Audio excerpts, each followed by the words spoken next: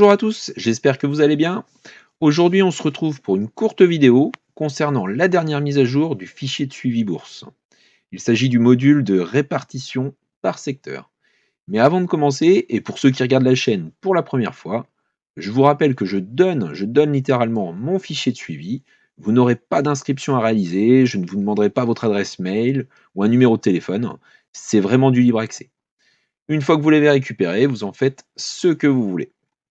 Donc je vous mettrai le lien dans la description, ainsi qu'une petite vidéo tuto explicative pour vous aider à le remplir. D'ailleurs, elle s'affiche également en haut à droite. Et si mon travail vous plaît, n'hésitez pas à vous abonner ou même à utiliser un de mes liens d'affiliation. Ça me motive énormément à continuer.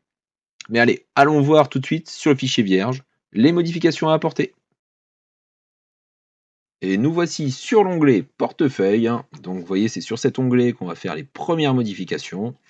Donc, première modification toute bête qu'on a apportée, j'ai rajouté la colonne E, donc la colonne secteur d'activité. Donc pour la rajouter, j'ai juste fait un clic droit sur la colonne D. Ici, j'ai fait insérer une colonne à droite. Et ensuite, j'ai saisi mon titre et j'ai créé mes listes déroulantes par la suite. Petit aparté également, forcément pour ceux qui n'utilisent pas encore mon fichier et qui souhaiteraient l'utiliser, sur le fichier vierge, cette colonne existera déjà, les graphiques seront déjà faits, tout sera déjà pré-paramétré, vous n'aurez rien à faire. Quand je dis rajouter, c'est vraiment pour les abonnés qui utilisent déjà mon fichier de suivi, les actions qu'ils ont à faire pour l'utiliser sans être embêtés derrière. Donc vous voyez, rajouter la colonne secteur d'activité. La liste déroulante, d'ailleurs, je vous ai mis consommation cyclique, biens de consommation de base, énergie, immobilier, matériaux de base, industrie, santé, services aux collectivités, services financiers, technologie. Donc sans vous le cacher, j'ai récupéré ces secteurs sur zone bourse. Il n'y a que biens de consommation de base qui n'y étaient pas, c'était écrit consommation non cyclique. Ça ne me parlait pas des masses, donc biens de consommation de base, c'est vraiment Carrefour, Danone, des produits, des actions qu'on utilise tous les jours. Et j'ai rajouté également ETF, bien sûr, l'or et les obligations. Si toutefois vous voyez qu'il y a d'autres secteurs d'activité, vous pouvez très bien faire le petit crayon, et ici ajouter un élément. Donc vous faites ajouter un autre élément, moi je vais faire test, vous mettre la couleur que vous souhaitez bien sûr. Vous faites OK, et vous voyez Google Sheet va vous proposer de manière automatique d'appliquer ces modifications sur toutes les listes déroulantes de la colonne. Donc là, vous avez juste à faire appliquer à tous. Et vous voyez, si je clique ici, j'aurai bien mon menu test dans la liste déroulante de la ligne 12.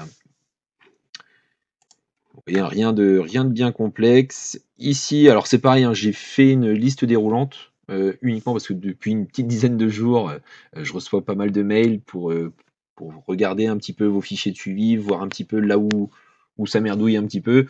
Souvent, c'est des toutes petites erreurs, mais vraiment c'est du détail. Un accent à la place d'un E, par exemple. Un espace entre les deux points et les lettres du code Google. Forcément, ça reporte pas les données derrière. Bon, honnêtement, ça m'embête absolument pas. C'est plus pour vous, pour éviter d'attendre ma réponse. Il suffit que je ne sois pas disponible au moment, je vais vous répondre que le soir ou le lendemain. Bon, la liste déroulante, ça permet d'éviter de se tromper. Voilà, je vais juste vous enlever test par contre, pour éviter de vous laisser un fichier pas forcément propre. Hop, j'enlève test, je fais OK. Appliquer à tous les éléments. Voilà, c'était les seules modifications à faire sur le portefeuille. Pareil pour l'onglet répartition par secteur. Donc vous voyez, c'est ce que j'ai fait juste ici. Vu que j'ai déjà créé l'onglet, vous sur votre fichier, vous aurez juste à faire le petit plus. Donc vous ajoutez un nouvel onglet. Vous revenez sur le mien, donc sur celui de base. Vous voyez, vous sélectionnez ici, vous avez juste à sélectionner, il n'y a pas de quoi que ce soit. Vous copiez, donc moi je fais CTRL-C. Et ici, vous allez pouvoir faire CTRL-V. Comme ça, vous allez le coller directement le tableau. Donc là, il ne vous manquera plus que le graphique à rajouter. D'ailleurs, je vais vous donner les éléments tout de suite. Vous voyez, si je retourne sur mon onglet, donc pour récupérer les éléments, si vous aviez un doute ou si la vidéo passe trop vite, juste à double-cliquer sur mon fichier. Et là, vous avez le détail. Vous voyez, configurer. Donc moi, c'est un graphique à secteur en 3D. D'ailleurs, je rappelle, pour insérer un graphique, vous faites insertion, graphique. Ensuite, vous sélectionnez graphique à secteur en 3D, la plage de données. Donc les données qui m'intéressent, vous voyez, je suis venu chercher les données de la colonne F, donc la valorisation et le nom des secteurs, bien sûr. Sinon, je ne pouvais pas mettre ça en forme. Vous sélectionnez la colonne qui fera office de libellé, donc bien entendu la colonne C, pour un ETF technologie et pas uniquement des montants. Et les valeurs, donc en colonne F. La personnalisation, c'est pareil, je le dis parce que des fois on me dit oh, bah, ça me fait une petite bordure, ça fait pas propre. C'est dans le style de graphique que vous pouvez modifier ça. Vous voyez, couleur d'arrière-plan, si vous reprenez la couleur grise que j'ai utilisée, hein, après tout dépend ce que vous avez fait sur votre fichier. Moi c'est celle-ci. Donc je viens sélectionner ça ici, et c'est surtout la couleur de la bordure, il faut remettre la même chose. Comme ça sera vraiment transparent quand vous allez cliquer dessus, vous voyez, ça vous fait quelque chose de propre. Je retourne dessus. Donc ici j'ai mis en 3D. C'est pareil, c'est pour l'effet un petit peu relief ici. Le graphique à secteur, moi j'aime bien avoir un graphique avec le trou au milieu. Bon, vous voyez, c'est ici à l'intérieur de l'anneau. Vous pouvez très bien faire un trou un petit peu plus petit, un peu plus gros. Je trouve que 50% est plutôt pas mal. Moi je mets ça en gras et en italique. Donc ça c'est les données qui sont à l'intérieur. Ici dans le secteur, bon, c'est pareil si vous souhaitez modifier les couleurs de vos camemberts. Le titre du graphique, donc ça je vous ai rajouté, donc vous voyez moi j'avais mis répartition sectorielle. Bon, souvent il n'y a pas de titre, j'aime bien faire ça. J'ai mis en taille 24 gras et noir.